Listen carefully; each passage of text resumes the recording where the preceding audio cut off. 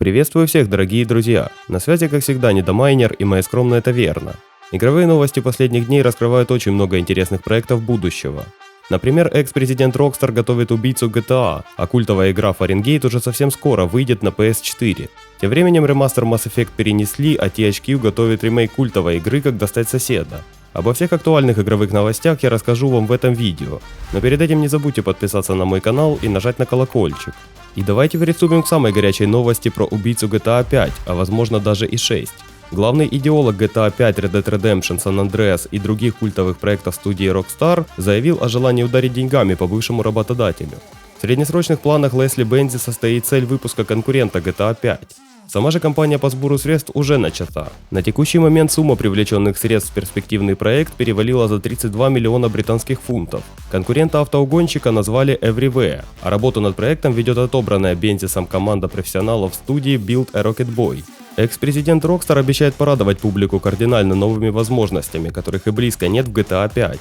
Он отметил, что пользователи смогут жить в новом игровом мире так, как им будет угодно, без каких-либо ограничений с нашей стороны. Стоит отметить, что после ухода Бензиса команда студии Rockstar так и не смогла создать какой-либо вменяемый проект. Ведь сам директор Rockstar Games заявлял, что без надзора Лесли ничего не получится. Так что у Rockstar сейчас полная неразбериха с новой частью GTA, а бывшие ее создатели вовсе готовят конкурента. Возможно, ожидание шестой части сильно преувеличено, и игра уже не сможет засесть в сердцах многих, как это было с пятой частью. А тем временем вышел первый ПК-патч для Crysis Remastered, оптимизация которого настолько отсутствует, что даже RTX 3080 не может отрисовать большой FPS.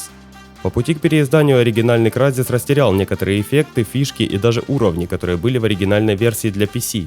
В итоге Crysis Remastered многие посчитали разочарованием, однако Crytek уверяет, что будет исправлять игру на основе отзывов сообщества. К примеру, в первом патче на ПК добавили возможность наклоняться, чтобы выглядывать из-за угла. Также добавили предупреждение о значительном падении производительности, когда игрок пытается выбрать настройку, а Crysis потянет.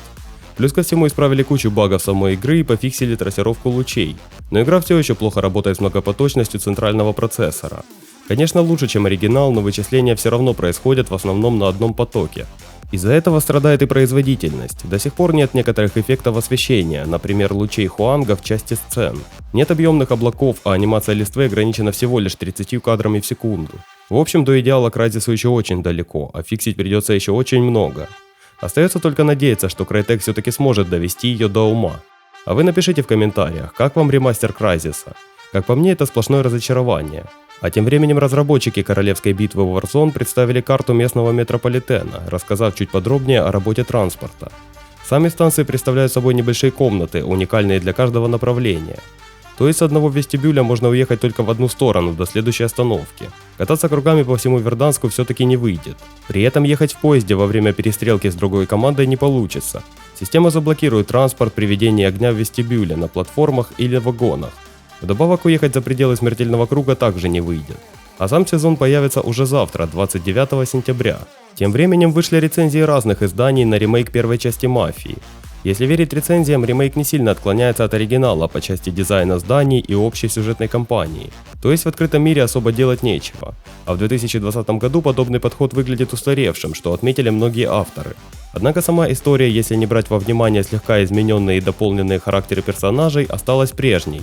Однако теперь уже с большим бюджетом, голливудской постановкой и актерами, которых записывали при помощи захвата движений. Многие критики остались недовольны перестрелками. Их называют хаотичными, медленными и неряшливыми. Пункт про отсутствие динамики действительно сбивает с толку, ведь и оригинал в этом плане был достаточно приземленным. Что определенно хвалят, так это физику автомобилей. Хотя, похоже, даже в самом реалистичном режиме она все равно не дотягивает до хардкора оригинала. В целом выводы простые. Поклонники оригинала скорее всего останутся в восторге от ремейка, тогда как новичкам он может и не понравиться. Тут надо понимать, что это действительно ремейк старой игры, а не переосмысление, как, например, сделала Capcom с Resident Evil 2. На OpenCritic у новинки сейчас 80 баллов, а 93% авторов рекомендуют ознакомиться с проектом. А на Metacritic оценка сейчас прыгает от 75 до 84 баллов. А тем временем разработчики из студии Epic Games добавили в королевскую битву Fortnite экипировку Блейда. Магазин предметов также пополнили парные кирки, клинки Дампира и украшения на спину Дневной Бродяга. Авторы отмечают, что меч можно использовать как кирку или вложить в ножны, чтобы превратить в украшение на спину. Кроме того, в магазине предметов можно приобрести дельтаплан Крылья Ночи и эмоцию Особый прием. А вот разработчики космического боевика Star Wars Squadrons поделились очередными подробностями игры, на этот раз рассказав о прогрессе, рангах и наградах.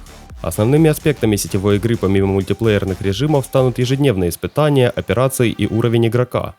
Каждый из них позволит получить внутриигровую валюту под названием Glory, с помощью которой можно открыть косметические предметы. Также игроки будут получать очки опыта, они позволят им прокачиваться и зарабатывать валюту под названием реквизиты, которая используется для открытия компонентов корабля. Авторы также напомнили, что в Star Wars Squadrons не будет микротранзакций, поэтому предметы и внутриигровую валюту можно получить только через геймплей. Операции будут меняться каждые 8 недель и будут привносить в игру уникальные наборы косметических предметов. Их можно получить только за выполнение испытаний операции. К этому 8-недельному циклу привязан и соревновательный ранг Fleet Battles, который будет сбрасываться со стартом новой операции. Перед получением первого ранга предстоит сыграть 10 квалификационных матчей. А всего в игре будет 6 рангов и по 5 дивизионов в каждом. Спуститься на ранг ниже нельзя, а вот перейти в более низкий дивизион можно. В конце каждой операции игроков наградят Glory на основе максимально достигнутого ранга. Кроме того, за первое достижение рангов Valiant, Legend и Galactic Ace игроки получат эксклюзивные шлемы. Что касается уровня игрока, то в отличие от ранга он не сбрасывается. За первые 40 уровней игроки получат достаточное количество Requisition, чтобы открыть все компоненты корабля. Сам же релиз Star Wars Squadron состоится уже 2 октября на PS4, Xbox One и PC. Причем игру можно будет приобрести как в Steam, так и в Epic Game Store и Origin. Тем временем компания Meridian Games в сотрудничестве с французской студией Quantic Dream готовит особое коробочное издание Fahrenheit для PlayStation 4. Выпуск приурочат к 15-летию культового приключения Дэвида Кейджа. В специальном издании включены коробка с игрой, для которой приготовили новую версию обложки и дополнительный футляр, артбук, набор стикеров и благодарственное письмо, подписанное теми, кто работал над игрой. Данное издание поступит в продажу уже в ноябре. А тем временем в европейском и российском магазине Nintendo неожиданно появилась страница «Как достать соседа» для Nintendo Switch. Информации о переиздании практически нету, но релиз ожидается уже 8 октября за 915 рублей. Среди локализаций будет и перевод на русский язык, а размер клиента составит всего 2,5 гигабайта. Издателем выступает THQ Nordic, а релиз стоит ожидать на всех ключевых платформах. Также по утечкам стало известно, что EA и BioWare решили устроить релиз Mass Effect в начале 2021 года. Основная причина задержки, как сообщают источники, кроется в качестве оригинального Mass Effect. Авторам нужно дополнительно потрудиться над картинкой и геймплеем, чтобы игра соответствовала по уровню 2 другим проектам. Она не должна отпугнуть новичков и разочаровать фанатов. Тем временем в рамках Tokyo Game Show 2020 прозвучал анонс анимационного сериала Resident Evil Infinite Darkness от Netflix. Оценить качество графики можно уже по первому тизер-трейлеру. По словам исполнительного продюсера, телешоу расскажет о приключениях Леона Кеннеди и Клэр Редфилд в большом и страшном особняке. А премьера состоится уже в 2021 году. И на этой прекрасной ноте игровые новости подходят к концу. Если вам понравился ролик, не забудьте поставить ему лайк. А я хочу сказать огромное спасибо всем, кто ставит лайки и подписывается на мой канал. До скорых встреч, друзья!